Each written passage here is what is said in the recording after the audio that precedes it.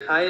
இப்போ நாங்கள் எதுக்கு இங்கே 5 பேர் இங்கே இருக்கோன்னா, இப்போ வந்து எங்களோட பிஸ்னஸ் மாடல் கேன்வாஸ் வந்து நாங்கள் ப்ரெசென்ட் பண்ண போகிறோம். இப்போ இந்த மீட்டிங்கில் யார் யார் இருக்கோன்னா, நான், நிஹால் ஷா, சக்தி மாதவன், ஞானபிரகாஷ், தென் ராமகிருஷ்ணன் 5 பேர் இருக்கோம்.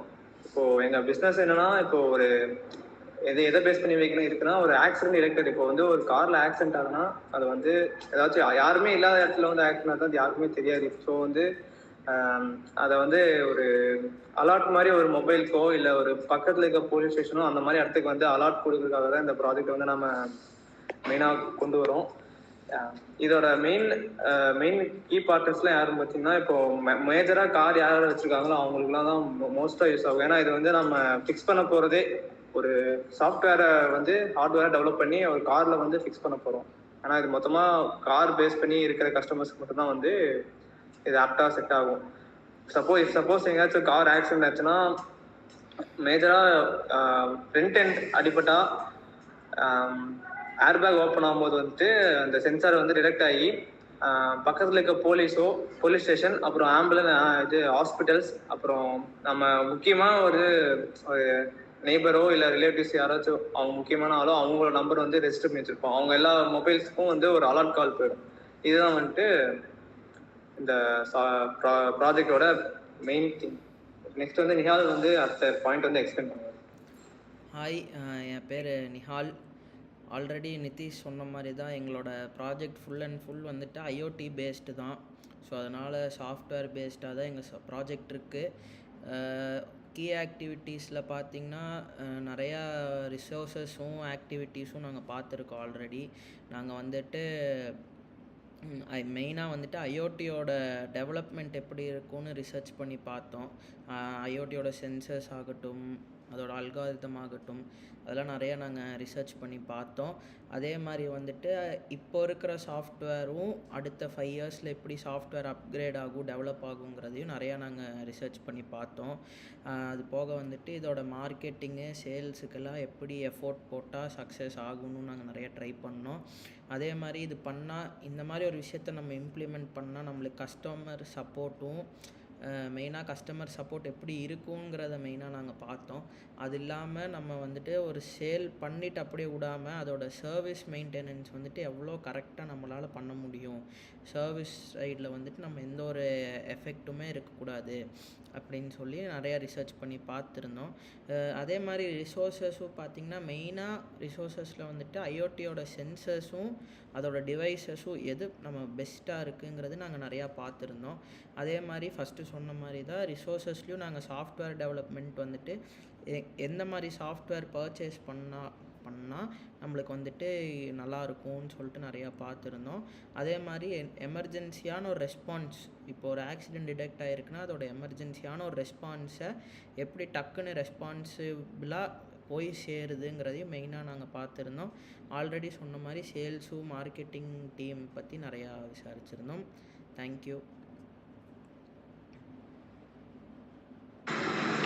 Hello everyone, I am Gnanaprakash.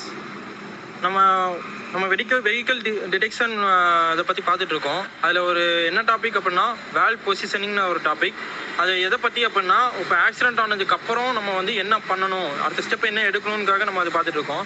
இப்போ ஃபஸ்ட்டு வந்து ரியல் டைம் ஆக்சிடென்ட் டிடெக்ஷன் வந்து ஃபஸ்ட்டு வந்து நோட்டிஃபிகேஷன் பார்த்து நம்ம போகிறோம். இப்போ நம்ம நைட் டைமில் நம்ம தனியாக போகிறோம் அப்படின்னா நம்ம வந்து யாருக்கும் நம்ம அவ்வளோ சீக்கிரம் நம்மளுக்கு ஹெல்ப் கிடைக்காது. அப்புறம் நம்ம பக்கத்தில் இருக்கும்போது நம்ம பக்கத்தில் இருக்கிறவங்களுக்கு நம்ம எப்படி நம்ம வந்து இன்ஃபர்மேஷன் ஷேர் பண்ணணும் அப்படின்னா, நம்ம இது ஆட்டோமேட்டிக்காக நம்ம இது இந்த ஐஓடி மூலிமா நம்ம வந்து ஷேர் பண்ணிக்கலாம். இப்போது அதோட ஃபஸ்ட்டு பாயிண்ட் என்னென்னு பார்த்தீங்கன்னா, real time accident detection notification. First வந்து நோட்டிஃபிகேஷன் வந்து யார்கிட்ட, அதாவது நம்ம கார் வாங்கின ஷோரூம்ஸ்லேயும் இல்லை நம்மளுக்கு பக்கத்தில் இருக்கிற ஹாஸ்பிட்டல்ஸ், சொன்ன மாதிரி ஹாஸ்பிட்டல்ஸ்க்காகவும், அப்புறம் வந்து நம்மளோட ரிலேஷன்ஸ் யாராவது இருந்தால் ஃபஸ்ட்டு இன்ஃபர்மேஷன் அவங்களுக்கு போகும். அப்புறம் வந்து இப்போ நம்ம ஹாஸ்பிட்டலுக்கு நம்ம அந்த நோட்டிஃபிகேஷன் ஷேர் பண்ணுறோம் அப்படின்னா அவங்ககிட்ட வந்து இமீடியட்டாக எமர்ஜென்சி ரெஸ்பான்ஸ் வரும். அதான் செகண்ட் பாயிண்டில் சொல்லியிருக்காங்க, இமீடியட் எமர்ஜென்சி ரெஸ்பான்ஸ் வரும்னு சொல்லியிருக்காங்க. அதுக்கப்புறம் நான் இதில் என்ன யூஸ் இருக்குது அப்படின்னு பார்த்தீங்கன்னா, ரெஸ்பான்ஸ் டைமிங்கும் அதே மாதிரி நம்மளோட சேஃப்டி பண்ணுறதுக்கு வந்து ரொம்ப நேரம் எடுக்காது. இப்போ நம்ம மூவ் பண்ண முடியல, ரொம்ப டேமேஜாக இருக்குது அப்படின்னா நம்ம வந்து அந்த டைமில் வந்து நம்ம ஃபோன் எடுத்து நம்ம யார்ட்டையும் பேச முடியாது. அது இல்லாமல் ஏதாவது டேமேஜ் இருந்துச்சுனாலும் ரொம்ப கஷ்டமாக இருக்கும். அப்போ அந்த டைமில் வந்து இந்த IoT மூலிமா ஈஸியாக சீக்கிரமாகவே அந்த டிரான்சாக்ஷன் நடந்துடும், எமர்ஜென்சி டிரான்சாக்ஷன் நடந்துடும். அப்போ அவங்க இப்போது தேர்ட் பார்ட்டிலேருந்து நம்மளுக்கு வந்து என்ன ஹெல்ப் பண்ண முடியுமோ அது அவ்வளோ சீக்கிரமாகவும் அதே மாதிரி நம்மளை சேவ் பண்ணுறதுக்காகவும் அவங்களுக்கு வந்து ரொம்ப ஈஸியாகவும் இருக்கும். அது மாதிரி பொட்டன்ஷியல் காஸ்ட் சேவிங்ஸ் இன்சூரன்ஸ் அதுக்கப்புறம் நம்ம ஆக்சிடென்ட் ஆனதுக்கப்புறம் நம்ம வந்து இன்சூரன்ஸ் மூலயமா நம்ம வந்து கிளைம் பண்ணிக்கலாம். அதுக்கான காஸ்ட்டும் கம்மியாகும். இது வந்து வெரி யூஸ்ஃபுல்லான ஒரு ப்ராசஸ் தான் எல்லாருக்குமே. தேங்க்யூ.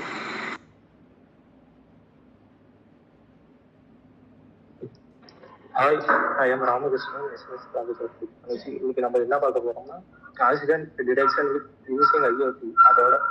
அதை வந்து நம்ம எப்படி எக்ஸ்பிளைன் பண்றது, சேனல்ஸ், கஸ்டமர் ஸ்டேட்மெண்ட் எப்படி பண்றதுன்னா, there will your production be available with the ways you plan to reach your target accidents. இது பண்ணலாம். அப்புறம் வந்து கஸ்டமர் ஸ்டேட்மெண்ட் வந்து இன்சூரன்ஸ் கம்பெனிஸ். அடுத்தது வந்து இது வந்து கஸ்டமருக்கு கூட வந்து எனக்கு தேங்க்யூ.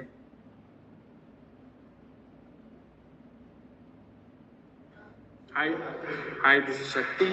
இப்போ நம்ம என்ன பற்றி பார்க்க போகிறோம்னா, இவங்க சொன்ன மாதிரி அந்த ப்ராடக்ட் ரிசர்ச் அண்ட் காஸ்ட் பற்றி பேச போகிறோம். இப்போ ஃபர்ஸ்ட் ஆஃப் ஆல் வந்து பார்த்தீங்கன்னா cost structure, research and development costs. அது நம்ம ரிசர்ச் பண்ணி அது என்ன டெவலப் பண்ணுறதுக்கு எவ்வளோ காஸ்ட்டு செலவாகுறதுன்றதை பற்றி. நெக்ஸ்ட் ஒன்று பார்த்தீங்கன்னா மேனுஃபேக்சரிங் அண்ட் ப்ராடக்ட் காஸ்டஸு. அதை ரெடி பண்ணி நம்ம சேல்ஸ் பண்ணி இது பண்ணுறது எவ்வளோ மேனுஃபேக்சரிங், அதோட மைனிக்கோல் பார்ட்ஸு இவ்வளோ இருக்கிற அந்த டிடெக்டர்னு சொல்லி என்ன காஸ்டஸ் வருதுன்றது பார்ப்போம். அப்புறம் மார்க்கெட்டிங் அண்ட் சேல்ஸ் எக்ஸ்பீரியன்ஸு.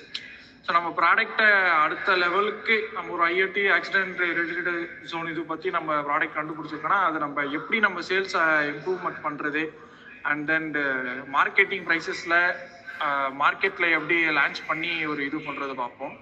அப்புறம் வந்து பார்த்தீங்கன்னா operational cost us and for customer support and emergency response.